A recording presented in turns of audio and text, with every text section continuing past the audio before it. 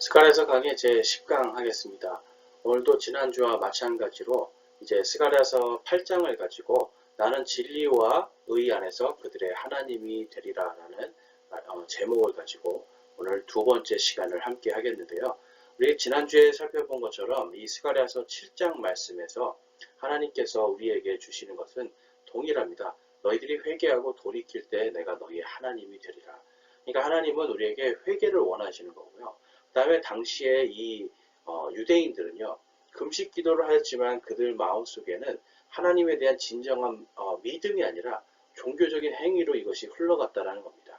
그래서 하나님은 이 마음을 다하고 혼을 다하고 우리의 생각과 우리의 뜻과 우리의 모든 힘을 다해서 주 하나님을 사랑하는 걸 원하시는데, 우리는 자꾸만 죄악 가운데 있으면서 하나님 앞에 내 안에 지금 성령님이 계심에도 불구하고 그분을 내가 어떻게 보면 소홀히 여기고 종교적인 행위, 종교적인 안식, 종교적인 어떤 그런 편안함 속에서 안주하려는 마음이 너무나 많다는 겁니다. 그러한 우리에게도 하나님께서는 동일하게 옛 것들을 버리고 이제는 새 것이 되었으니 새롭게 믿음으로 살아가기를 원하시고, 형식적인 종교적인 이러한 삶이 아니라 정말 우리가 마음을 다하고 혼을 다하고 우리의 생각을 다하고 우리의 힘을 다해서 주 하나님을 사랑하기를 원하신다라는 것을 우리가 알 수가 있었습니다. 그래서 우리 지난주에 돋펴본 것처럼 전체적으로 큰 것을 하나님께서 보여주시고 점점 깊은 곳으로 지금 이제 들어가는데, 오늘 8장 말씀이 하나님께서 우리에게 나는 너희의 하나님이 될 것인데 바로 진리와 의 안에서 너희의 하나님이 될 것이다 라고 하는 핵심 말씀을 주시는 거예요. 그러니까 우리가 하나님을 사랑하는 것도 진리와 의 안에서 그분을 사랑해야 되고요. 하나님 역시도 진리와 의 안에서 우리를 사랑하시고 그분의 백성으로서 인도해 주신다라는 겁니다. 그래서 하나님의 말씀이 왜 중요합니까? 바로 진리가 무엇인지, 하나님이 원하시는 의가 무엇인지를 정확하게 기록해 놓은 것이 바로 성경책입니다. 그래서 이 성경을 통하여서 우리는 하나님을 사랑할 수 있고, 하나님께서 원하시는 믿음 생활, 하나님께서 원하시는 성도의 삶을 살 수 있을 줄 믿습니다. 그래서 오늘 이 스가랴서 8장 말씀을 통해서 우리는 하나님께서 정말 이 예루살렘 성벽과 성전을 건축함에 있어서 지금 힘들고 지쳐있는 그들에게 하나님께서 진리와 의로 그들을 위로하고 계시는 것을 볼 수가 있습니다. 그 모든 위로는 바로 앞에서 우리가 살펴보았던 것처럼 스가랴서 4장 6절의 말씀처럼 나의 힘과 우리의 능력이 아니라 오직 내 영으로, 바로 예수 그리스도의 그 성령님으로, 주의 영으로 모든 것을 이루시는 하나님의 역사를 통해서 우리에게 위로를 주시는 겁니다. 많은 사람들이 교회 와서 좋은 어떤 나를 이렇게 격려해주고 위로해주는 그런 말씀을 얻기를 원합니다. 그런데 여러분, 그 말씀을 얻는 것으로 끝나는 것이 아니라 하나님께서는 진리와 의 안에서 그들이 하나님이 되셨잖아요. 이제는 두 손의 힘을 가지고 하나님의 진리와 의를 따라서 주님께서 주신 사명을 잘 감당하기를 원하시는 겁니다. 그래서 오늘 말씀에서 이 진리와 의 안에서 우리를 사랑하시고 우리를 인도하시는 하나님, 그리고 그 모든 것들을 이루시는, 성취하시는 성령님에 대해서, 그리고 그 모든 것들을 성취하실 거에 대한 언약의 증표로서 예수 그리스도께서 역사하신 것을 우리가 함께 보기를 소망합니다. 그래서 스가랴서 이 7장과 8장이 우리에게 주시는 것은 바로 하나님께서 우리의 하나님이 되시고 진리와 의 안에서 그 모든 것을 이루신다는 겁니다. 지난주에 이어서 오늘도 스가랴서 7장 와 8장의 이 교차 대구 구조를 잠깐 살펴보고 시작하겠습니다. 그래서 우리가 이제 살펴본 것처럼 A1과 또 A2, 이제 여기 여러분들이 잘 보이시는 것처럼 이렇게 A1이 있고요. 그 다음에 이 밑에 A2가 있습니다. 보시는 것처럼 이제 이 두 개가 연결이 될 수 있는 것은 바로 기도하는 거에 있습니다. 하나님께 간구하는 그런 기도하는 부분. 그래서 A1은 유대인들이고요. 그 다음에 A2는 많은 민족들이 마지막 때 이 땅의 모든 것들이 이제 다 이 땅의 메시아의 왕국이 세워졌을 때 그 예루살렘 성전에서 모든 민족들이 만군의 주, 그리고 또 예수 그리스도를 찾는 그 일에 대한 거를 이제 서로 이렇게 하나님께서 연결이 되도록 글씨를 이렇게 예비해 주셨고, 그 다음에 B1을 보시면 이제 애곡하는 금식에 대한 것이 나오고요. B2를 보시면 마찬가지로 애곡의 금식인데요. 이제 이것을 하나님께서 기쁨과 반가움이 되는 명절이 되도록 해주시겠다라고 이렇게 약속하시는 부분이 서로 연결이 됩니다. 이제 이런 부분도 이제 여러분들이 참고하시면 좋고요. 그 다음에 이제 C1, 여기 이제 C1과 이제 C2를 보시면 마찬가지로 의로움을 세우라. 그리고 다른 것이 아니라 조상들의 죄악에서 돌이키라는 겁니다. 그래서 조상들의 죄악을 반복하지 말라. 조상들의 어떤 이런 죄악에서 벗어나고 하나님을 믿는 그 믿음의 의로 세워져라 라고 이렇게 명령을 하시는 겁니다. 그 다음에 이제 가장 이 전체적으로 7장과 8장에서 말씀하시고 싶은 것이 바로 아브라함에게 주신 언약이 다시 회복되고요. 내가 너희의 하나님이 되는 바로 모든 진리와 의 안에서 너희의 하나님이 되겠다라고 하시는 하나님의 그 약속이 이 가장 핵심적으로 이 8장 1절에서 13절에서 다루는 내용입니다. 그래서 우리가 볼 수 있는 것은 이제 8장 8절 그리고 8장 13절 말씀인데요. 이제 한번 보시면 그래서 이렇게 위에서 아래로 아래에서 위로 이렇게 돼서 가운데에서 이렇게 하나님이 우리에게 주시는 말씀이 이렇게 기록 정확하게 무엇인지를 보여주고 있습니다. 그래서 이제 우리가 한번 살펴보면 다음과 같습니다. 자, 그들은 내 백성이 되고 난 진리와 의 안에서 그들의 하나님이 되리라. 아멘. 자, 그래서 그들은 내 백성이 되고요. 나는 진리와 의 안에서 그들의 하나님이 되리라. 조상들의 죄악에서 돌이키고요. 믿음으로 의롭게 되면 너희들은 내 백성이 되고 나는 진리와 의 안에서 너희들의 하나님이 되겠다라고 약속해 주고 계십니다. 자, 근데 이 약속이 어떤 약속이냐면 보시는 것 같이 내가 너희를 구원하여 너희가 복이 되게 하리니 두려워하지 말며 오직 너희 손을 강하게 할지니라. 아멘. 그래서 하나님께서 너희가 복이 되게, 자, 아브라함에게 내가 모든 민족에 복이 되게 해주시겠다고 말씀하셨잖아요. 그래서 이 이스라엘 백성도 마찬가지로 출애굽기 19장에 가보면 하나님께서 제사장 민족으로 이들을 부르시는 부분이 나옵니다. 이 제사장 민족으로 부름받는 것이 바로 복입니다. 무엇이 복될까요? 하나님을 모르는 민족이 하나님을 알게 되고 또 그 민족을 통해서 수많은 민족들이 하나님이 살아계심을 깨닫고 그 하나님에게로 돌아와 구원받게 하는 그 제사장의 역할을 하는 복이 그들에게 임한다라는 것을 하나님께서 보여주시는데요. 마치 이제 아브라함이 하나님께서 하늘의 별들과 같이 그 자손들이 셀 수 없이 많아질 것을 약속하시는데 그것에 당연히 유대인들도 포함이 되고 우리 이방인 성도들도 영적으로 믿음으로 다 아브라함과 같은 아브라함의 자손들이 되는 그러한 일들을 하나님께서 계획해 놓으셨습니다. 그래서 이제 이 스가랴서 7장과 8장에서 말씀하고 싶으신 것은 무엇이냐면 바로 이 모든 민족에게 복이 되는, 그리고 또한 내가 너희들이 이 조상들의 죄악에서 돌이키며 회개하라 바로 하늘의 왕국이 가까이 왔노라 하신 예수님의 그 선포에 순종할 때, 바로 그 복음의 말씀에 순종할 때 내가 너희의 하나님이 되겠다라고 말씀하시고 약속해 주시는 겁니다. 자, 그래서 이제 다음을 스가랴서 8장 이제 연구에서 보면 이제 핵심 내용을 보시면 이제 핵심 내용이요 다음과 같습니다. 하나님께서는 유대인들이 조상들의 죄악에서 돌이키면 그들에게 진리와 의 안에서 하나님의 백성이 될 것이니 힘을 내라고 위로하고 계십니다.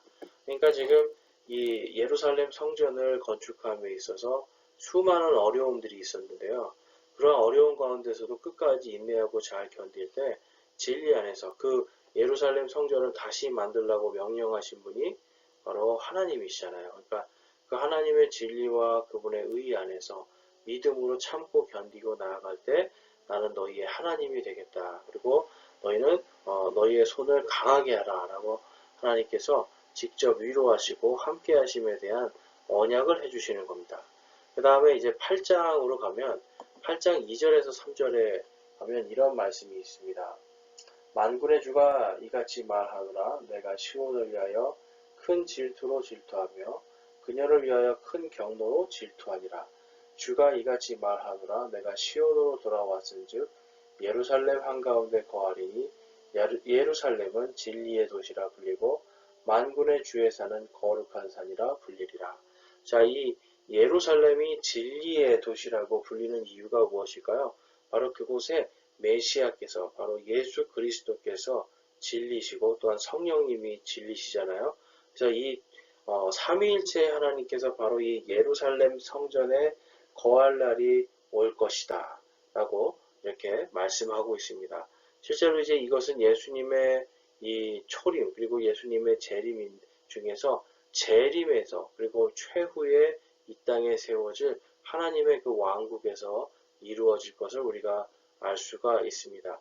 요한계시록을 이제 우리가 좀 살펴보겠지만 미리 말씀드리자면 이 마지막 요한계시록 맨 마지막에 21장에 가면 새하늘과 새 땅이 온 세상이 이제 새롭게 다 되고 그 다음에 새 예루살렘이 내려오는데 그곳에는 성전이 없습니다.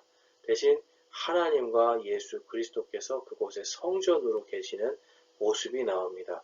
그래서 이 예루살렘이요 이제 그 진리의 도시라고 불리게 되고 만군의 주의 산 바로 이 시온산인데요. 이 시온산이 여러분 성경에 보면 지금 땅에 있는 시온산이 있고 하늘에 있는 시온산이 있습니다. 그래서 이제 이 시온산이 거룩하게 되는 그 역사가 요한계시록 21장에 나와 있음을 우리가 알 수가 있습니다. 계속해서 이 왼쪽에 지도를 보시면 이제 이 지도에서 우리가 이제 이 당시에 이제 예루살렘 성전과 이제 이러한 것들이 지금 오늘날 우리가 알고 있는 성전의 위치 이런 것과는 좀 이제 다른 부분이 있다라는 걸 좀 이렇게 알 수가 있는데요. 이제 이것이 왜 중요하냐면 지금 현재 이제 이스라엘에서 이 유대인들이 가장 원하는 것은 성전을 건축하는 것인데 마지막 때에 또 이 요한계시록의 사인도 마지막 때의 사인이 바로 이 예루살렘 성전이 세워지고 그곳에 적그리스도가 앉아서 통치하는 그 모습이 나옵니다. 그래서 이제 그러한 부분에서 이 예루살렘 성전은 마지막 시대의 표적이라고 할 수 있는데요. 요즘에 계속해서 이제 이 인터넷에 가보면 이 고고학자들이나 이 유대인들이 계속해서 이 성전이 지금 우리가 알고 있는 그곳이 아니고 다른 곳이다라고 해서 이제 주장하면서 성전의 이제 새로운 터에 대한 이야기들이 많이 나오는데요. 먼저 이제 기존에 보면 지금 이제 우리가 알고 있는 이제 이 성전이라고 여기 써 있는 게 보이시죠? 이제 이곳에 지금 이슬람의 모스크가 서 있습니다. 그래서 이슬람의 그 사원이 서 있고 이슬람의 모스크가 서 있어서 이곳에는 이제 절대로 이 성전 이곳에는 절대로 지금 현재 이 전쟁의 위기 때문에 성전을 지을 수가 없습니다. 그런데 이제 이스라엘 사람들이 뭘 얘기하냐면 이 솔로몬의 성전이 바로 이 다윗의 도시에 세워져 있었다라는 주장을 하는 거예요. 그럼 지금 이 다윗의 도시는 이 밑에 있습니다. 지금 여기 요 부분이고요. 지금 성전은 이제 요 부분이에요. 그러니까 좀 뭔가 거리상으로 좀 많이 차이가 있죠.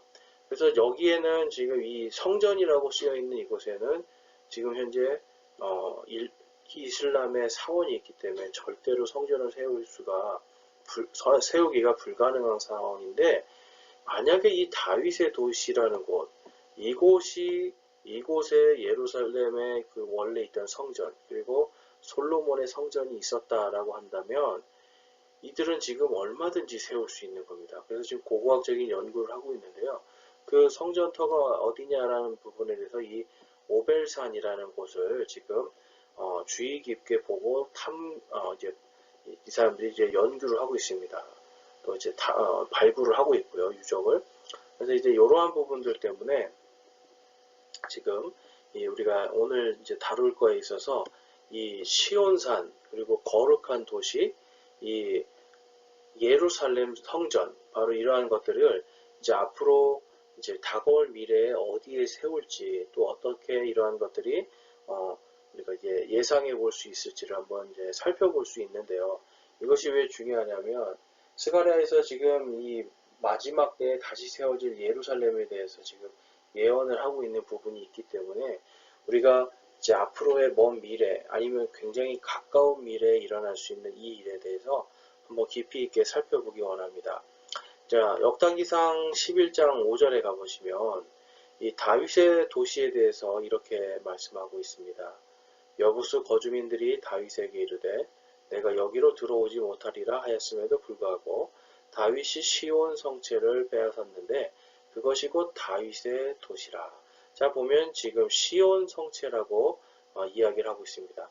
시온산, 우리가 말하는 그 시온산이 어디냐면 바로 이곳입니다. 지금 이제 요즘의 시온산은 또 이곳으로도 이제 시온산으로 이제 하고 이곳에 시온의 문이 있는데요.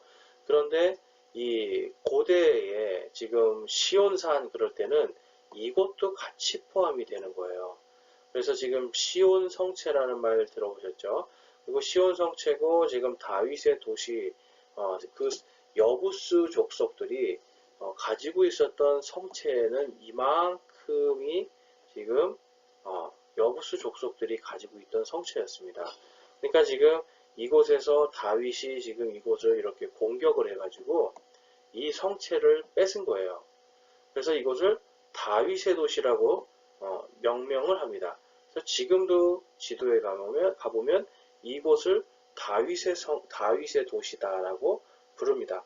그러니까 지금 이 성경적으로 봤을 때는 다윗의 도시 이곳이 바로 예루살렘 성전이 있던 그 예루살렘 성이라고 보시면 돼요. 그러니까 다윗이 지금 이제 예루살렘 성을 맨 처음에 점령을 해서 이 여부스 족속들이 살고 있던 이 성체를 공격을 해서 빼앗아서 그곳을 다윗의 도시로 삼으면서 여기를 예루살렘으로 명명을 합니다. 그래서 이때부터 이제 이 예루살렘은 우리가 지금 이 현대에 알고 있는 예루살렘이라고 하는 요 부분은 여기인데요. 지금 여기가 아니라 바로 여기입니다. 지금 우리가 좀 전에 보았던 바로 이만큼.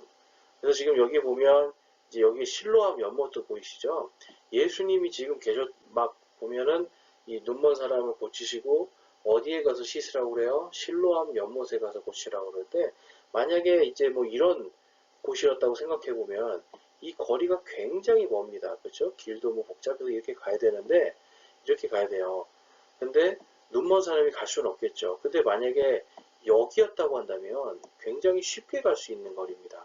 그래서 이제 이러한 부분들을 우리가 생각해 볼 때 지금 다윗의 도시를 중심으로 예수님도 이곳에서 사역을 하셨거든요. 실로암 연못 여기 보이죠? 그러니까 이 예수님 당시에도 지금 이 다윗의 도시가 굉장히 예루살렘에 있어서 중심적인 역할을 했다라는 것을 알 수가 있고요. 이곳에도 지금 시온산이거든요. 여기도 이제 지명적으로 보면 여기도 시온산이고. 그래서 이제 이러한 부분들을 이제 우리가 좀 이렇게 살펴볼 때 한번 이제 지도를 보면서 살펴보면 굉장히 또 재미있는 부분이 있습니다. 자, 그리고 이제 이 산에 있어서 지금 이제 시온산에 지금 다윗의 도시가 세워졌다는 거 여러분 기억하시고 그 다음에 이제 다음으로 넘어가 보겠습니다. 자, 보면 이제 예루살렘에 산들이 있는데요. 아까 말씀드린 것처럼 지금 현재 이슬람 사원이 세워져 있는 곳은 바로 이곳입니다. 여기에 지금 세워져 있고 이제 여기에 바위돔이라고 하는 이슬람의 바위 사원이 있는데요. 이 산은 모리아산이에요. 모리아산. 자, 모리아산 그러면 여러분들이 누가 생각이 나시죠? 이 아브라함이 자신의 아들 이삭을 하나님께 바치기 위해서 올라갔던 산이 바로 모리아산입니다. 그래서 이제 이 모리아산에는 이제 이 이슬람 사람들도 굉장히 중요시하게 생각하는데 왜 그러냐면 이 이슬람 사람들은 모리아산에 이 아브라함이 이삭이 아니라 자신들의 조상인 이스마엘을 데리고 올라간 걸로 이 사람들이 그렇게 꿀 안에 써 있기 때문에 그렇게 믿고 있어요. 그러니까 이 모리아산에 그래서 그들이 그렇게 이슬람 사원을 세우고 모스크를 세우고 이러한 일들을 하는 겁니다. 그래서 모리아산은 이슬람과 이 유대인 모두에게 이제 성스러운 산으로 볼 수가 있는데요. 자, 이제 모리아산 기억하시고 그 다음에 그 오른쪽으로 가보면 이제 감람산이 있죠. 올리브산. 그래서 예루살렘 앞 동쪽 올리브산에 나중에 예수님께서 오시게 되는 곳이에요. 여기 이제 재림을 이곳에 하시게 되는데 아무튼 이제 예루살렘 건너편에 올리브산이 있다. 자, 그 다음에 이제 여기가 기혼샘이 있습니다. 자, 근데 여러분 이제 우리가 한 가지 알아둬야 되는 게 이 성에는 사람들이 살려면 뭐가 필요하죠?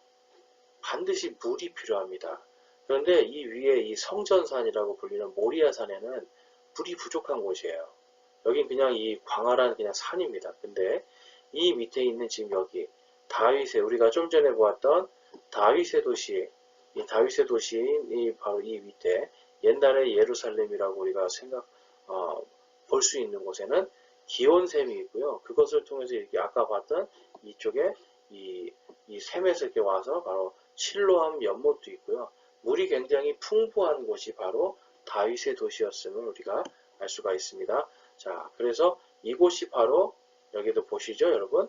마운트 자이언. 그래서 이제 시온산이 이곳에 있습니다. 그리고 이곳은 이제 새 시온산이라고 불리는 거예요. 그러니까 원래 시온산이라는 것은 이곳이고 후대에 이것도 하나의 시온산으로 불렸음을 우리가 이제 알 수가 있습니다. 자, 그래서 이제 오늘날에도 이제 똑같이 동일하게 이것을 시온산이라고 부르고 있는데요. 자, 말씀을 좀 한번 살펴보면 창세기 22장에 가보면 다음과 같이 말씀합니다. 22장 2절에 그분께서 이르시되 이제 내 아들 곧 내가 사랑하는 내 유일한 아들 이삭을 데리고 모리아 땅으로 가서 거기서 내가 내게 일러주는 산들 가운데 하나에서 그를 번제물로 드리라 하시니라. 자, 그러니까 이제 모리아산에 대해서 우리가 좀 살펴보면요. 여러분, 이 모리아산이라고 하는 부분이 이제 이렇습니다.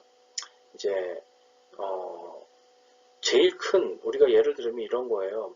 이 설악산이라고 하는 이 설악산이 있고요. 그 다음에 뭐 북한산 하면 북한산이라는 산들이 있는데 그 산들 전체를 우리는 북한산이라고 부르거나 설악산이라고 부르지만 거기에는 뭐 대청봉도 있고요. 뭐 울산바위도 있고요. 여러 가지 이제 봉우리의 다른 이름도 있잖아요. 북한산도 뭐 비봉이나 향로봉 이러한 봉들이 있는 겁니다. 그래서 이제 우리가 알 수 있는 부분은 뭐냐면 이렇게 전체적으로 이만큼을 전체적으로 봤을 때 이걸 다 모리아산으로 보는 거예요. 모리아산으로 보는데 그 중에 지금 시온이라고 하는 봉우리가 하나 있는 겁니다. 그리고 이제 좀 이따 보겠지만 이곳에 이제 오벨이라고 하는 봉우리가 하나 있고요. 그 다음에 이제 맨 위에 최종적으로 모리아라고 하는 봉우리가 있는 거예요. 그래서 사람들이 이제 그 창세기에서 보면 지금 이 아브라함이 이삭을 데리고 모리아 땅으로 가서 하나님이 알려주신 그 한 봉우리로 들어가는데 그것이 이제 이슬람도 그렇고 이슬람 사람들은 바로 이곳이 이 모리아산 지금 이곳이 바로 그곳이다. 그래서 여기다 이제 제단을 세우고 했던 곳이다 해서 이제 여기에 자신들의 사원을 지었는데요. 자, 근데 여러분 보시면 알겠지만 이 모리아 땅으로 가서 내가 내게 일려주는 산들 가운데 하나이기 때문에 자 보면 여기 하나, 둘, 그리고 세 개의 봉우리가 있잖아요. 그리고 이 옆에 시온산까지 하면 총 4개의 봉우리가 있습니다. 그러니까 이 중에 하나에 간 거지 결코 이제 이 모리아 여기라고 꼭 지칭을 할 수는 없는 거거든요. 근데 어쨌든 이제 이스라엘 사람들도 이 부분에 대해서 지금 계속 연구를 하고 있고 이슬람 사람들은 아주 확실하게 이제 그렇게 믿고 있는데요. 이제 그런 부분에 있어서 우리가 이제 가장 중요하게 생각하는 것은 모리아 땅에 가서 그 주님께서 알려준 산지 중에 하나가 바로 시온산이다라고 우리는 볼 수가 있는 겁니다. 자, 이 부분에 대해서 우리가 좀 더 이제 깊이 살펴볼게요. 자, 역대기하로 가보면 역대기하 33장 1절에 가보면 그때 솔로몬이 예루살렘의 모리아산에 주의 집을 건축하기 시작하였는데 그곳은 전에 주께서 그의 아버지 다윗에게 나타나신 곳이요 여부스 족속 오르난의 타작마당에 다윗이 예비한 곳이더라 라고 지금 말씀하고 있습니다. 제가 이제 요 사진은 지금 이제 위아래가 아까 거 바뀌었는데요. 이제 우리가 요 아까 봤던 이 다윗의 도시가 바로 이곳입니다. 그러니까 다윗의 도시가 있고 지금 여기가 바로 아까 보았던 모리아산이에요. 여기가. 네. 그래서 여기가 이제 모리아산이고요. 이 모리아산의 지금 꼭대기에 이렇게 이슬람 바위 사원이 이렇게 자리 잡고 있습니다.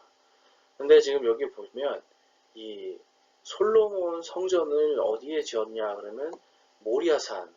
근데 제가 아까 말씀드렸죠. 큰 전체적인 가장 높은 가장 큰 몽우리가 모리아였기 때문에 모리아산이라고 했는데요. 그 모리아산 중에 한 곳인데요. 그것이 그의 아버지 다윗에게 나타나신 곳이요 여부스 족속 오르난의 타작마당에 다윗이 예비한 곳이더라라고 말씀하는데요. 다윗이 그 유대인의 그리고 로마의 유명한 그 역사학자인 요세푸스는 이 여부스 족속의 오르난은 이 다윗의 도시 바로 이 여부스 성체 바로 이제 이 시온 성체에 살고 있었고요. 그가 가지고 있던 타작마당은 바로 이 지금 여기 이렇게 노랗게 되어 있는 요 부분 어디쯤이라고 볼 수가 있습니다. 그래서 이 타작마당이 왜 그곳인가? 그러면 결국은 이곳에 성전을 지을 수 있는 근거를 마련해 줄 수 있는 거죠. 자, 그것에 대해서도 이제 성경이 정확하게 다음과 같이 기록하고 있는 게 있어요. 자, 한번 보시면, 자, 이제 이렇게 지금 이슬람 사원이 이렇게 있습니다. 그래서 이거를 보시게 되면 3차 세계대전이 나기 때문에 이곳에는 지금 전 세계적으로 이곳에 성전을 짓는다 그러면 모든 전 세계가 다 이스라엘을 어쩌면 공격하거나 말리거나 하는 일들이 벌어질 수 있다라는 겁니다. 자, 그래서 다음을 보면 자, 역대기하 33장 14절에서 15절 말씀 볼게요. 이제 2일 후에 그가 다윗의 도시 밖으로 기온의 서쪽편 골짜기에 성벽을 쌓아 물고기 문 입구까지 이르게 하고 오벨 주변을 에워싸며 그것을 심히 높이 올리고 자 이제 여기서 보시면 이 유다에서 지금 이 다윗의 도시 밖으로 지금 성벽을 쌓는 이 도시 그러니까 다윗의 이 도시에 아까 이제 남쪽에 있었잖아요. 그 도시의 위쪽에 이 오벨이라는 주변에 높이 심히 높은 성벽을 쌓아 올리는 걸 볼 수가 있습니다. 여러분 성벽을 그 위쪽으로 모리아산까지 더 넓혀간다면 굳이 심히 높이 쌓아 올릴 필요가 없는데 심히 높이 쌓아 올리는 이유가 있는 겁니다. 자, 그 다음에 보면 이제 그 15절 말씀을 볼게요. 주의 집에서 이방신들과 우상을 제거하고 또 자기가 주의 집이 있는 산과 예루살렘에 쌓은 모든 제단을 제거하고 그것들의 도시에서 끄집어내어 버리며 자 지금 오벨 주변에 대해서 이야기하면서 뭘 지금 언급하고 있죠? 바로 주의 집을 언급하고 있습니다. 자 그러니까 지금 이 사람들이요 지금 오벨 주변에 대해서 언급하고 있다가 갑자기 주의 집으로 그러니까 이 뭔가 이 오벨이라는 지역과 주님의 집이 굉장히 밀접하게 지금 아주 가까이 있다라는 것을 볼 수가 있죠. 그래서 이제 그 다음에 미가서 말씀을 한번 가보면 다음과 같이 말씀합니다. 다리 절던 여자를 남은 자가 되게 하며 쫓겨난 여자를 강한 민족이 되게 하고 주가 이제부터 심지어 영원토록 시온산에서 그들을 통치하리라. 지금 이제 이 메시아께서 어디에서 통치하실 것이다 라고 말씀하고 있냐면 바로 시온산이라고 말씀하고 있어요. 그러니까 이 예수님이 다시 오실 때에 성전이 세워지는 곳이 어디라는 겁니까? 바로 시온산이라는 거예요. 그래서 이거는 이제 요한계시록에 가보면 예수님께서 이 예루살렘에서 통치하시는 내용이 나오는데요. 그것이 바로 이 시온산이다. 그러면 지금 우리가 알고 있는 성전산은 무슨 산이었죠? 모리아산이잖아요. 그러니까 이 모리아산 안에 그 올라가는 중에 시온이라는 봉우리가 있고 그곳이 바로 예전에 여부수족의 시온 성체고 그곳을 다윗이 점령하여서 그 다음부터는 다윗의 도시가 되었고요. 그 다윗의 도시 안에 지금 어떤 오벨이라고 하는 곳이 있고 그곳에 주의 집이 있었다라는 걸 우리가 지금 유추해 볼 수가 있습니다. 자, 그리고 이제 그 다음 말씀을 보면 이제 좀 더 이제 우리가 구체적으로 할 수가 있어요. 한번 8절 말씀 읽겠습니다.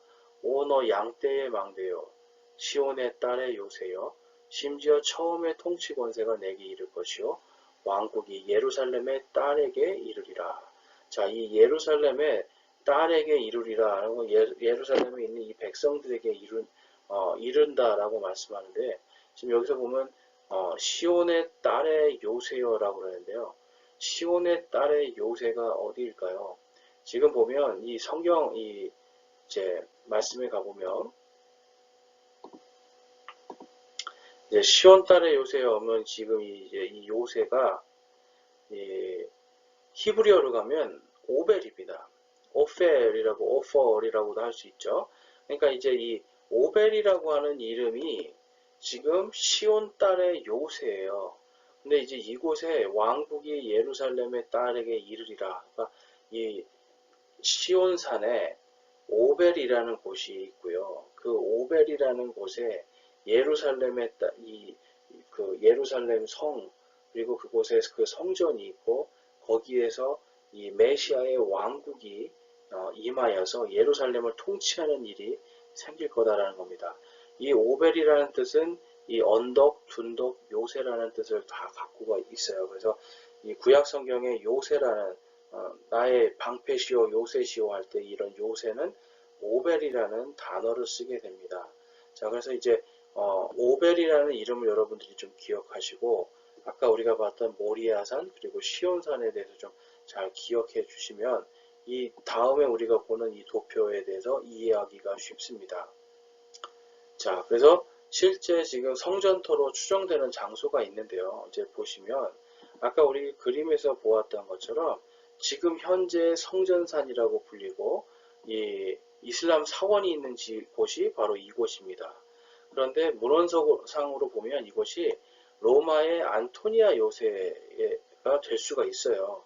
이거는 지금 이제 발굴 중이기 때문에 아직 알 수가 없는데 여러분들이 참고만 하시면 됩니다. 그리고 이 서쪽 벽, 성전의 서쪽 벽, 통곡의 벽, 그 가보면 이제 예루살렘에 여행을 가거나 가끔씩 뉴스에 보면 벽에다 대고 막 사람들이 울면서 기도하는 거 이렇게 보신 게 있을 거예요. 그게 바로 이 서쪽에 있는 벽, 여기에 다 무너지고요.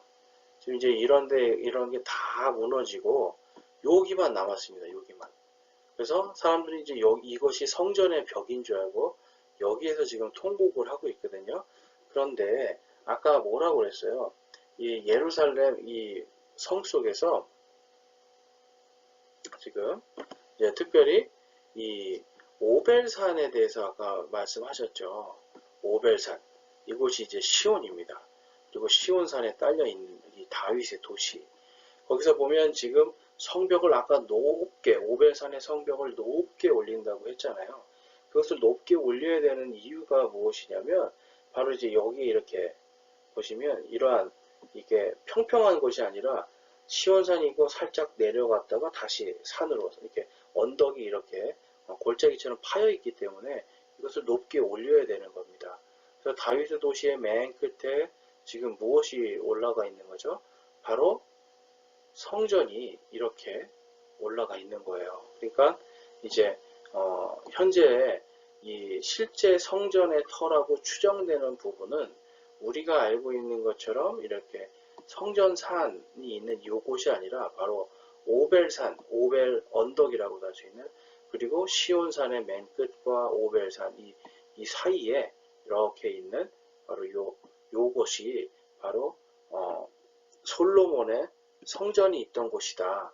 그래서 오벨이라는 곳이 굉장히 그곳에 큰 담을 쌓아야 됐던 이유도 높은 담을 쌓아야 됐던 이유도 이 사이에 있는 이러한 골짜기 요거를 메꾸고 이것을 평평하게 이렇게 만들어서 이 성전을 쌓아야 됐기 때문에 그래서 높은 벽을 지을 수밖에 없었던 겁니다. 그래서 이들은 이제 계속해서 이렇게 높은 벽을 지어서 이 성전을 지었던 것을 우리가 알 수가 있고요. 자, 그래서 예레미야에 가보면 이런 말씀이 있어요. 예레미야 7장 3절에서 4절 말씀에 보면 만군의 주 곧 이스라엘의 하나님이 이같이 말하노라. 너희 길과 너희 행위를 고치라. 그리하면 내가 너희로 하여금 이곳에 거하게 하리라. 너희는 이것들이 주의 성전이라 주의 성전이라 주의 성전이라 하는 거짓말을 믿지 말라. 자, 여러분 지금 이 예레미야를 통해서 하나님께서 이 주의 성전이 여기다, 주의 성전이 여기다, 주의 성전이 여기다. 3번이나 지금 강조하시는 거예요. 그러니까 그런 거짓말을 하는 사람들이 있을 거다라는 걸 지금 미리 예언해 주신 거예요. 그러니까 오늘날도 사람들은 지금 이제 역사학자들이든 뭐 고고학자들이 계속해서 지금 이 성전산이라고 불리는 요곳, 자, 이곳에 지금 여기에 지금 이슬람 사원이 있는데 여기가 바로 이것이 바로 주의 성전이다. 여기 이 자리가 주의 성전이다. 이렇게 이야기하고 있는데 이것이 거짓말일 수도 있다라는 겁니다. 왜냐하면 예레미야서에서도 이렇게 말씀이 지금 거짓말을 믿지 말라라고 하고 예수님이 말씀하실 때, 자, 여러분 지금 이제 실제 성전터로 추정된 이곳은요, 돌 위에 돌 하나도 남지 않고 다 파괴가 됐습니다. 그런데 지금 이제 많은 사람들이 이야기하고 있는 성전이라고 하는 바로 요곳, 여기에는 지금 이쪽 벽, 이만큼의 벽이 남아 있어요. 근데 예수님이 뭐라고 말씀하셨죠? 이 성전이 무너질 것인데 돌 위에 돌 하나도 남김없이 다 회파가 될 거라고 예언을 하셨습니다. 그런데 여기 조금 남아있는 부분, 이거 때문에 어떤 사람들은 다 회파가 되지 않았네? 이제 이렇게 생각하는 사람들도 있거든요. 그래서 예수님 말씀이 뭐 그냥 꼭 그걸 다 고지고대로 믿어야 되느냐, 뭐 이렇게까지도 가는 사람들이 있어요. 그런데 여러분 한번 잘 생각해 보세요. 예수님이 이 돌 위에 돌 하나도 남기지 않겠다라고 하시는 바로 그 역사는 바로 이곳에서는 이루어졌다는 겁니다. 그렇죠. 그러니까 실제의 성전터는 라고 추정되는 곳은 지금 돌 위에 돌 하나도 남김없이 그냥 다 회파가 돼서 완전히 사라진 상태고, 지금 이 현재 성전산이라고 불리는 이곳은 지금 이 서쪽 벽, 요 서쪽 벽이 남아가지고 이 서쪽 벽에서 지금 사람들이 이곳이 성전의 한 귀퉁이다 이렇게 생각하고 거기서 성전을 생각하면서 애곡하면서 기도를 합니다. 다시 성전을 세워달라고 하나님께 부탁하는 거죠. 그러니까 이제 이러한 일들을 봤을 때 만약에 예레미야 7장 4절의 말씀이 오늘날 계속해서 이 말씀이 실질적으로 역사하는 말씀이다라고 우리가 믿는다면 얼마든지 실제 지금 우리가 알고 있는 신문이나 이런 어떤 미디어를 통해서 보고 있는 이 성전산과 이 바위 사원, 이슬람 사원은 있는 이 자리, 여기는 진짜가 아닐 수 있다는 겁니다. 오히려 지금 이제 다 회파가 되어 있는 다윗의 도시 위에, 시온산 위에 있는 바로 요 회파된 지역, 요 지역이 진짜 솔로몬의 이 성전이 서 있었던 곳으로 우리가 볼 수가 있는 겁니다. 여러분 이제 요거는 꼭 그렇게 믿어야 된다는 게 아니라 지금 현재 역사적으로 발굴이 그렇게 되고 있고 많은 그 학자들이 주장을 하고 있는 부분이 바로 요 부분이 여기가 진짜 성전터다. 이게 만약에 여러분 고고학적으로 밝혀지면 이스라엘 사람들은 지금 당장에도 이곳에 질 수 있습니다. 왜냐하면 이곳은 이슬람 사원이 있잖아요. 그리고 여기에 이슬람의 모스크가 있습니다. 그래서 여기다 세웠다가는 뭐 감당할 수가 없죠, 전쟁을. 그런데 여기는 아무 문제가 없어요, 세우는데. 그래서 이것이 만약에 고고학적으로 그리고 또 성경적으로 봤을 때 오벨이라는 지명, 그리고 시온산에 성전, 이 솔로몬의 성전이 세워져 있는 것, 그리고 이 전체적으로 이 모든 것을 예전에는 모리아산으로 모리아 땅, 모리아산 이렇게 불렀기 때문에 그런 부분에 있어서 우리가 성경적인 어떤 지명들을 유추해 볼 때, 지금 우리가 알고 있는 지역이 진짜 이 성전산이 정말 그 성전이 있던 곳이 아니라 바로 우리가 좀 전에 살펴봤던 바로 이 오벨산이 있는 바로 이 터가 진짜 성전 터가 아닐까라는 그러한 유추를 해볼 수가 있습니다. 그렇지만 여러분 이건 아직까지 연구하고 조사 중이기 때문에 여러분들과 저는 참고만 하면 되겠습니다. 그래서 언젠가는 반드시 지금 이것 때문에 성전이 세워지는 일이 조만간에 생길 수 있다. 이제 여러분들 이런 것도 참고하시면 좋겠습니다. 자, 스가랴서 이제 8장 연구를 계속 해보면 4절에서 8절 말씀에 보면 이런 말씀이 있습니다. 그 중에서 이제 특별히 오늘 우리가 읽었던 8절 말씀에 보면 그들을 데려다가 예루살렘 한가운데 거하게 하리니 그들은 내 백성이 되고 나는 진리와 의 안에서 그들의 하나님이 되리라. 아멘. 그러니까 나는 진리와 의 안에서 그들의 하나님이 되시는 바로 메시아의 통치, 하나님의 통치가 되는 하늘의 왕국, 하나님의 왕국에 대한 예언이 지금 스가랴를 통해서 말씀해 주고 있는 겁니다. 그러니까 이 도시 앞에 이제 4절에서 쭉 읽어보면 이제 그냥 다른 게 아니라 정말 이 도시의 거리에 늙은 남녀 그리고 이제 나이가 어린 사람들 이런 소년들도 막 이런 사람들이 가득해가지고 거리에서 논다라는 단어가 말씀이 있는데 이건 다른 게 아니라 그만큼 평화롭고 풍요롭고 그리고 다산하고 번성하는 그러한 도시다라는 것을 지금 말씀해주고 있는 거예요. 그러니까 지금 메시아께서 통치하실 때는 다산하고 번성하는 그러한 번영의 상징으로서 예루살렘이 기록되어 있고요.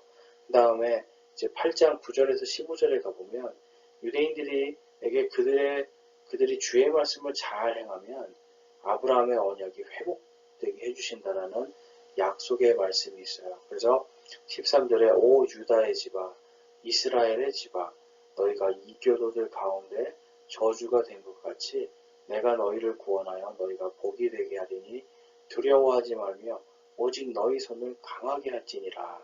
아멘.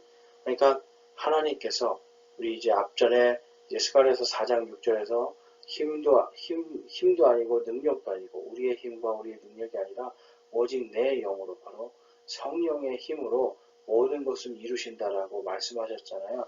같은 선상에서 하나님께서 너희들이 지금 진리 안에서 나의 이 성령께서 주신 이 율법 안에서 너희들이 이 진리 안에서 나를 잘 따르고 내 명령들을 잘 하면 너희들이 이제 이런 이교도 가운데서 지금은 저주가 된 것 같지만 결국은 내가 너희를 구원하고 너희가 복이 되게 하겠다라고 말씀하시는 거예요. 그래서 아브라함에게 주신 그 모든 민족의 복이 되는 바로 그러한 역할을 내가 너희들에게 줄 테니까 더 힘내서 너희 손을 강하게 하라 라고 지금 하나님께서 격려하고 계시는 겁니다. 그 다음에 이제 8장 16절에서 17절 말씀을 보면 이제 이런 말씀이 있습니다. 요거 이제 중간에 이제 아주 짧게 들어가 있는 문단인데요. 너희가 행할 일들은 이러하니라. 너희는 각각 자기 이웃에게 진리를 말하고 너희 성문들에서 진리와 화평의 재판을 집행하며 너희 중 아무도 마음속으로 자기 이웃을 치려고 악을 꾀하지 말고 거짓 맹세를 사랑하지 말라. 이 모든 것은 내가 미워하는 것이니라 주가 말하노라. 아멘. 지금 보면 내가 미워하는 것이 무엇입니까, 여러분? 진리를 선포하지 않는 것이고요. 그리고 진리가 아닌 거짓을 사랑하는 것, 이웃을 사랑하지 않는 것, 이러한 것들을 예수님께서 미워하신다. 그래서 예수님은요, 지금 이들이요, 종교적인 어떤 행함에 잘하고 못하고를 보신다는 게 아니라 진리를 행하는가. 그냥 여러분, 이건 곧 믿음입니다. 그러니까 믿음으로 이 진리의 말씀을 내가 순종하고 사람들과 이러한 진리에 대해서 이야기하고 이런 진리와 화평의 재판을 하고 그러니까 재판을 우리는 늘 죄인이기 때문에 재판을 할 수가 있는데 모든 사회가 여러분 그렇지 않습니까? 타락할 때 이 그 한 사회나 국가가 망할 때 이 재판을 올바르고 공정하지 못하게 하는 사회 정의가 완전히 무너질 때 한 나라나 이런 제국들이 멸망하는 것을 볼 수가 있습니다. 그와 마찬가지로 하나님께서 제정하신 이 율법의 말씀 진리, 근데 그 진리가 하나님을 사랑하고 이웃을 사랑하라고 하는 이 두 개의 큰 명령이잖아요. 이러한 것들 속에서 진리 안에서 의롭게 살기를 바라시는 겁니다. 그것을 하나님이 사랑하시는데 반대로 그러지 못한 삶은 하나님께서 미워하신다라고 지금 강력하게 선포하고 계시는 겁니다. 자, 그 다음에 18절에서 23절 말씀에 보면 다음과 같이 이제 말씀하고 있습니다. 자, 19절 말씀만 제가 한번 읽어보겠습니다. 만군의 주가 이같이 말하노라. 4월의 금식과 5월의 금식과 7월의 금식과 10월의 금식이 유다의 집에게 기쁨과 반가움이 되고 즐거운 명절이 되리니 그런즉 진리와 화평을 사랑할지니라. 자, 앞에서도 지금 진리와 화평의 재판에 대해서 말씀하시고 또 지금 여기서 또 진리와 화평을 사랑할지니라고 말씀하고 있죠. 자, 지금 이제 무엇이냐면 이 이스라엘 백성들이요. 당시에도 지금 계속해서 이 4번의 금식을 하게 됐거든요. 그러니까 노동도 해야 되고 금식도 해야 되고 이러다 보니까 금식의 의미가 바뀌어져 버리는 겁니다. 금식이 다가오면 슬프고 애곡하는 이러한 마음 속에서 하나님이 구원해 주실 거에 대한 소망이 있어야 되는데 그냥 형식적인 기도, 형식적인 금식, 언제야 빨리 끝나서 밥을 먹을까 막 이러한 생각들을 하게 되는 겁니다. 이제 그러다 보니까 하나님께서 너희들이 이제 이러한 그 금식들을 이제 내가 반가움이 되고 즐거운 명절로 바꿔주겠다. 그러니까 지금 너희들이 이 금식 기도를 할 때 진리와 화평을 사랑하는 마음으로 하라는 거예요. 그러니까 하나님께서 진리와 화평 가운데서 금식하라. 진정으로 내가 마음을 다하고 혼을 다하고 내 생각을 다하고 또 내 힘을 다해서 주 하나님을 사랑하는 마음, 바로 그것도 내 이웃을 내 몸과 같이 사랑하는 마음으로 하는 금식이 다가올 때 반갑고 기쁜 막 명절로서 그것이 막 기다려지는 이러한 것으로 바꿔주시겠다라고 말씀을 합니다. 자, 그렇다면 이 4번의 금식이 무엇과 관련되어 있는가 한번 살펴보면 우리 지난주에도 이제 잠깐 보긴 했지만요. 자, 10월의 금식은요. BC 588년경입니다. 그래서 BC 588년경에 이 바빌론의 느부갓네살 왕이요. 이 예루살렘 성을 다시 공격을 합니다. 그러니까 606년에 공격을 해서 1차적으로 한번 사람들을 다 포로로 데려가는데요. 이제 588년에 다시 이제 3차 침공을 해서 도시를 다 포위를 합니다. 그러니까 이게 도시를 포위해서 이 도시 안에 막 기근이 들고 사람들이 먹을 것이 없어서 굉장히 막 힘든 그러한 상황들을 이제 생각하면서 10월의 금식, 그래서 자신들의 조상들이 하나님을 온전히 믿지 못함으로 겪은 고난에 대한 금식을 하는 겁니다. 그 다음에 4월의 금식은 이제 BC 587년입니다. 그러니까 주전 587년. 그래서 이제 1년 동안 포위를 한 상태였어요. 그리고 그 다음에 지금 예루살렘 성이 무너집니다.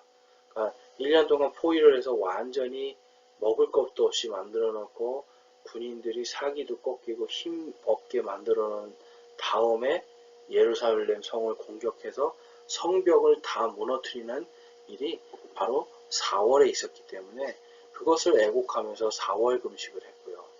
그 다음에 BC 587년 같은 해에 이제 성벽을 부서뜨렸으니까 그 다음에 뭘 해야 되겠죠?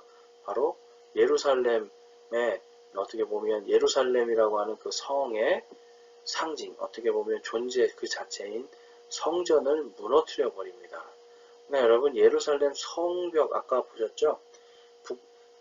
높이 쌓은 성벽이 있고 그 위에 성전이 있잖아요. 그러니까 성벽을 무너뜨린과 동시에 성전도 같이 무너지게 돼 있던 거였어요.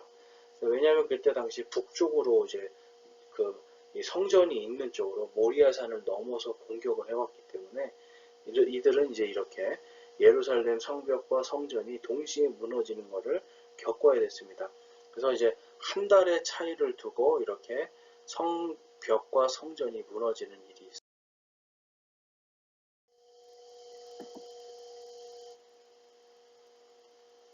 그리고 이 7월의 금식을 이제 보시면 이 7월의 금식은 이제 BC 581년경입니다. 그러니까 약 한 6년 정도가 지난 거죠. 5년에서 6년 정도.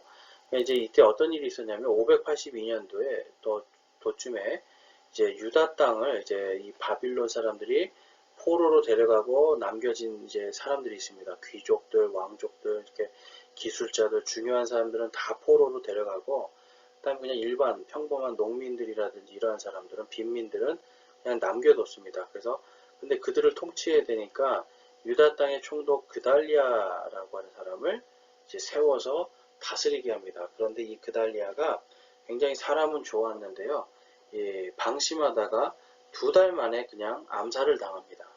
그래서 이 암살을 당한 것에 대해서 이 그달리아가 그래도 이 하나님에 대해서 열심히 그리고 신실하게 일했던 그런 사람이었던 걸로 우리가 추정할 수 있는 것이, 그 사람이 암살당한 거에 대해서 이제 사람들이 이 7월 달에 금식하면서 다시 한번 이 믿음에 있어서 더욱더 이제 정신을 바짝 차리고 하나님 앞에 더욱더 정말 이 지혜롭게 하나님의 이 일들을 잘 해야 됨을 이들이 계속해서 이 그달리아의 암살을 생각하면서 금식을 했던 것을 볼 수가 있습니다. 자, 이와 같이 이제 이렇게 스가랴서에서 지금 금식들이 약 4번의, 이거보다 이제 유대인들이 하는 금식은 더 많이 있지만 이 당시에는 지금 이 4가지의 금식이 모두 예루살렘 성을 생각하면서 이들이 마음속에 애곡하면서 하나님 정말 이 무너진 이 성벽을 세워주시고 무너진 이 성전을 세워주시고 우리의 힘으로 할 수 없는데 하나님께서 도와주십시오 하면서 간절히 애곡하면서 기도하는 그런 금식이 4번 있었다라는 것을 볼 수가 있고요. 그러니까 이제 이들의 이러한 기도들을 하나님께서 들어서 응답하시고 성령님께서 예루살렘 성벽과 성전이 다시 세워지는 그 모든 역사를 이루셨다라는 것을 볼 수가 있습니다.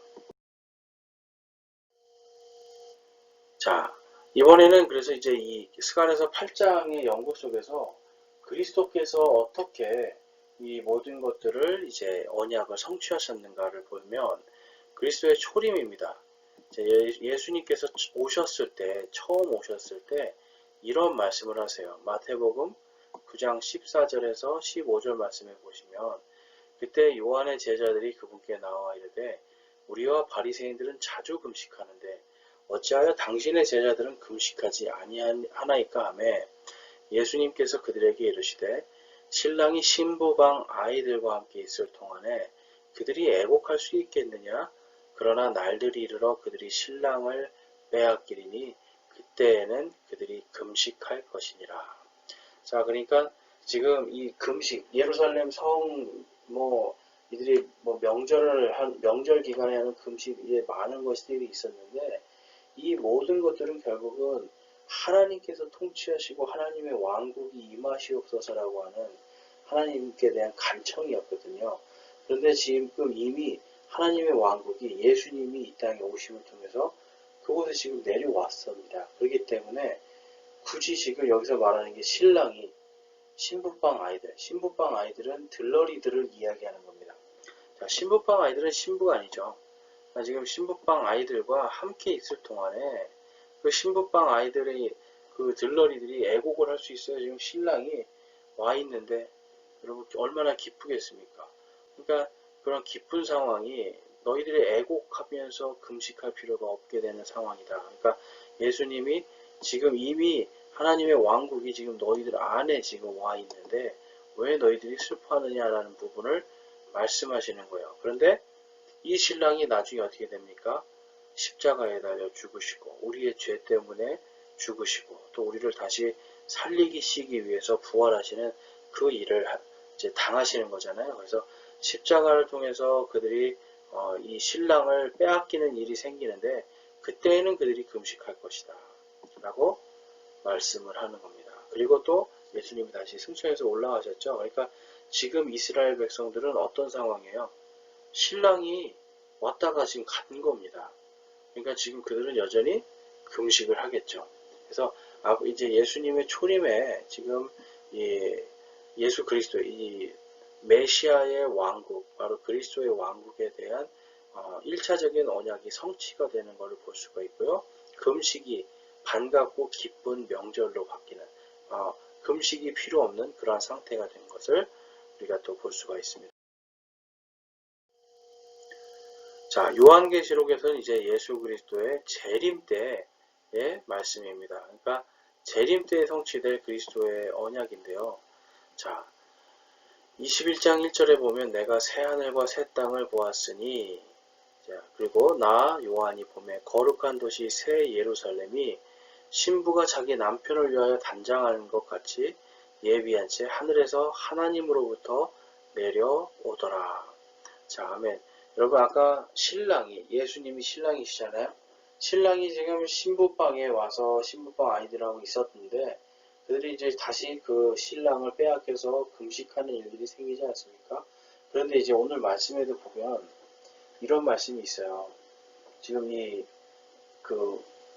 도시에 대해서 자 스가랴서 8장 21절 말씀에 보면 한 도시의 거주민들이 다른 도시로 가서 이르기를 우리가 속히 가서 주 앞에서 기도하고 만군의 주를 찾자 나도 가겠노라 하며 참으로 많은 백성들과 강한 민족들이 와서 예루살렘에서 만군의 주를 찾고 주 앞에서 기도하리라.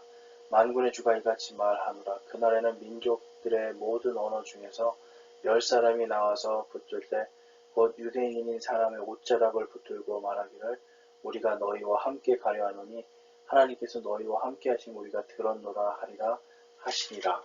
자, 지금 이 새 예루살렘 또 이 천년 왕국에 있을 예루살렘 성전 이 모든 곳이 막 이방인들이요.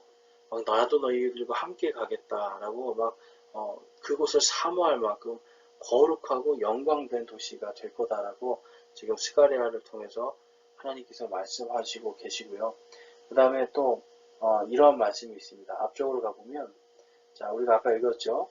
이제 스가랴서 8장 3절에 내가 시온으로 돌아왔은즉 예루살렘 한가운데 거하리니 예루살렘은 진리의 도시라 불리고 만군의 주에 사는 거룩한 산이라 불리리라. 그러니까 지금 새 예루살렘 또 이제 하늘에 있는 시온이라는 것들이 다 거룩한 것처럼 지금 이제 앞으로 이 땅에 이제 세워질 천년 왕국 때 세워질 예루살렘 역시도 예수님께서 다시 돌아올 때 거룩하게 그것을 다시 세우시고 그곳에서 통치하시는 일이 있을 거다라고 말씀하고 또한 그 다음에 있을 새 예루살렘 역시도 거룩한 도시라고 불리는 정말 하늘의 뜻이 하늘에서 이루어진 것처럼 땅에서도 이루어지는 바로 그 새 예루살렘이 이 땅에 내려오는 일이 있을 거다라고 말씀합니다.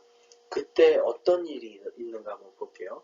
하나님께서 유대인들과 온 이 언어들과 백성들과 족속들을 향해서 이렇게 말씀합니다. 그분께서 그들과 함께 거하시리라. 그들은 그분의 백성이 되고 하나님께서는 친히 그들과 함께 계셔서 그들의 하나님이 되시리라. 아멘. 자, 여기서 그분이 나오고 하나님이 나오시죠. 그러니까 그분은 예수 그리스도시고 하나님은 하나님 아버지 하나님이신 거예요. 그러니까 이 두 분이 친히 그들과 함께 계시고 그들의 하나님이 되시고요. 이제 4절 말씀에 보면 하나님께서 그들의 눈에서 모든 눈물을 씻어 주리라. 다시는 사망이 없고 슬픔도 울부짖음도 없으며 또 아픔도 다시는 없으리니 이는 이전 것들이 지나갔기 때문이라 하더라. 자, 이제 아까 뭐라고 말씀하셨어요? 그 길에 이 스가랴서에서 노인들도 있고요, 뭐 아이들도 있고요, 길에 막 넘쳐나잖아요. 그러니까 이제 이러한 일들이 바로 이 마지막 때 정말 최종적으로는 새 예루살렘에서 모든 게 다 이루어집니다. 그러니까 예언에는요 항상 중복성이 있어요. 예수님의 초림에 대한 것, 재림 때 왔을 때 또 이제 천년왕국 그리고 그 다음에 있을 새 예루살렘 이렇게 해서 하나님이 순차적으로 우리에게 알려주시는데 그렇기 때문에 성경 말씀을 우리가 처음부터 끝까지 잘 이렇게 계속해서 정독하고 읽으면 이러한 것이 보이게 됩니다. 그러면 우리는 위로를 받을 수가 있어요. 왜 그렇습니까? 지금은 힘들고 어렵지만 결국 그들의 눈에서 모든 눈물을 씻어주시고 슬픔도 웃음, 울부짖음도 없게 하시고 아픔도 다시는 없게 하시고 이전에 이제 썩어질 몸들이 다 사라지고 영광스러운 몸으로 바뀌는 그것을 우리가 소망하게 되는 겁니다. 바로 부활의 소망, 예수 그리스도의 재림 때 있을 생에 대한 소망을 우리가 가질 수 있는 겁니다. 자, 그래서 이제 이 요한계시록을 통해서 우리가 지금까지 이제 살펴본 것들 여러분들이 이제 보시면서 이 스가랴서가 쓰여졌던 그 당시의 사람들이 이 슬픔과 괴로움 속에서 애곡했던 금식 기도를 하나님께서 결국은 가장 좋은 것으로 우리의 모든 것들을 위로하시는 것으로 다 바꾸어 주시고 결국은 반가움과 기쁨으로 바꾸어 주실 것을 우리가 볼 수가 있는 겁니다. 오늘 말씀의 결론을 함께 보고자 합니다. 이 가장 중요한 것은 여러분 이제 아까 여러 가지 많은 것들을 했지만 하나님께서 우리를 자신의 백성으로 만들고 싶어 하시고 우리가 그분께로 돌아오기를 원하신다라는 거예요. 지금 요즘 시대에 많은 이 예수 그리스도께서 말씀하시고 성경에 기록된 수많은 종말의 사인들이 있습니다. 이러한 종말의 사인들, 그런 어떤 표적들과 이적들 속에서 우리가 이 두려워하는 마음을 많이 갖게 되고요. 과연 이 하나님께서 어떻게 이 땅을 마지막에 심판하실 거에 대한 막연한 두려움들이 있고 또한 삶 속에서 희망을 보기가 참 쉽지 않은 시대를 살아가고 있는데요.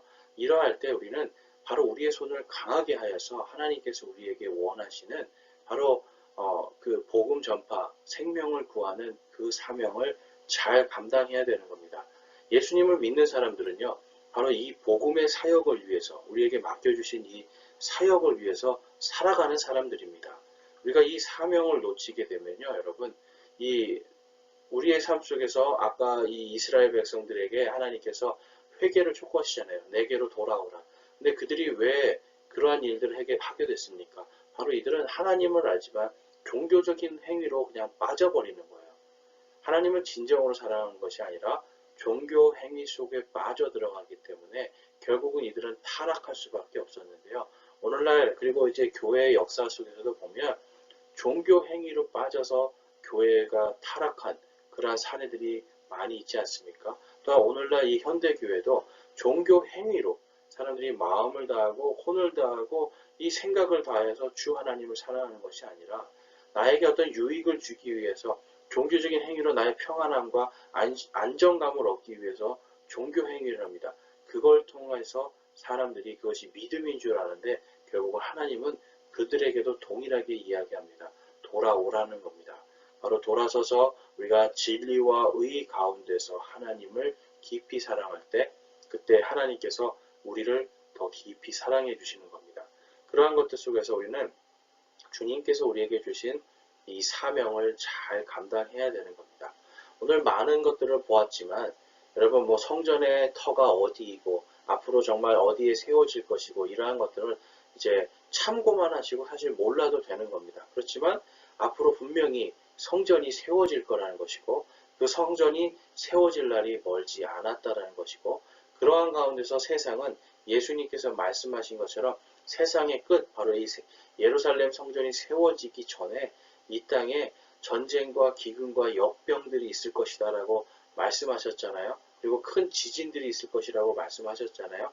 그러니까 이러한 것들이 지금 이 성경을 통해서 이 예루살렘 성전이 지어지느냐 지어지지 않느냐는 하나님께서 살아계시느냐 살아계시지 않느냐의 아주 중요한 증거가 되는 거고요. 그러니까 성경 말씀이 진리인가 아닌가에 대한 것도 그에 대한 중요한 예표로서 예루살렘 성과 예루살렘 성전이 있는 겁니다.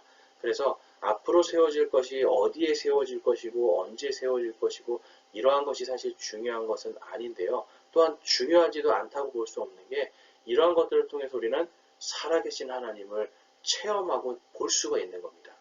그래서 눈에 보이지 않지만 세상의 풍조와 세상이 이 성경 말씀대로 세상이 변해가는 것을 보면서 우리는 하나님이 살아계시다는 걸 알 수 있고, 그 살아계신 하나님께서 성경 말씀 속에 바로 진리와 의를 심어 놓으신, 그것을 다 기록해 놓으시고, 너희들이 누구든지 예수 그리스도를 믿는 모든 자들이 의롭게 된다. 믿음으로 의롭게 된다. 아브라함이 믿음으로 의롭게 되어서 그가 모든 백성들의, 모든 민족들의 복이 된 것처럼, 또한 이스라엘 백성에게 너희들이 내 백성이 되고 너희들이 복이 될 것이다라고 약속하신 것처럼, 오늘날도 우리에게 동일하게 하나님은 너희들이 회개하고 돌이키고 하나님의 이 말씀됨에 순종할 때 모든 민족의 복이 되는 그 은혜와 그 모든 것들을 지금 우리에게 주셨다라는 겁니다. 우리는 이미 받았는데 우리가 쓰지 않고 있다라는 것을 회개하고 돌이켜야 됩니다.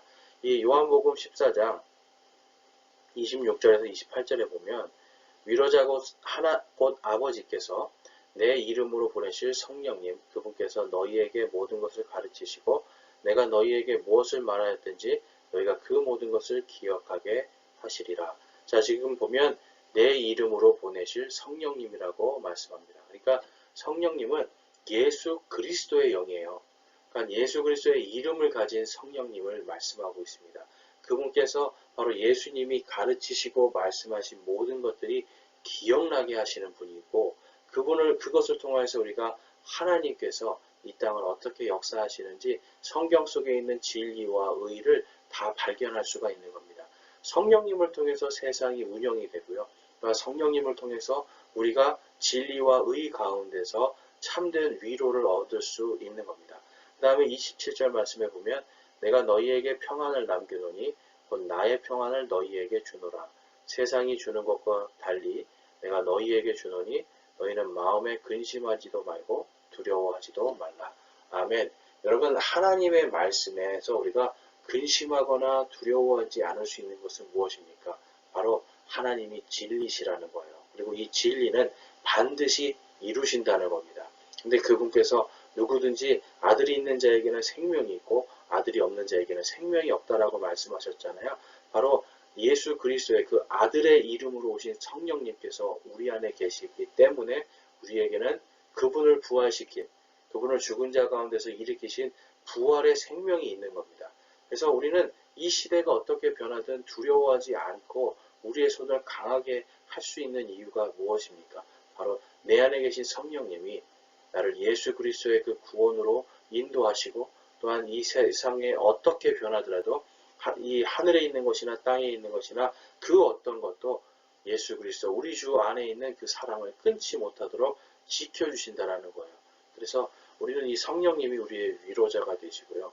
이 땅을 또한 모든 것들을 다스리고 통치하시는 하나님의 이 모든 전능하심이 그분 안에 있기 때문에 우리는 이 땅에서 살아가면서 하나님의 명령대로 진리와 의 가운데서 걸으면서 주께서 주신 사명을 잘 감당하면 됩니다. 우리가 삶에 있어서 힘들고 어려운 것들, 고통받는 것들 보면 하나님 때문에 힘들고 하나님 때문에 고통받고 어려운 것이 더 많습니까? 아니면 세상살이, 오늘 먹고 사는 것, 세상살이 때문에 힘들고 고통받는 것이 더 많습니까? 여러분, 이 둘 중에 우리는 무엇을 선택해야 되겠습니까? 사탄 마귀는 우리가 세상을 선택하도록 자꾸 유혹하지만 우리 안에 계신 성령님은 그것이 아니라 하나님을 선택하도록 말씀하고 계십니다.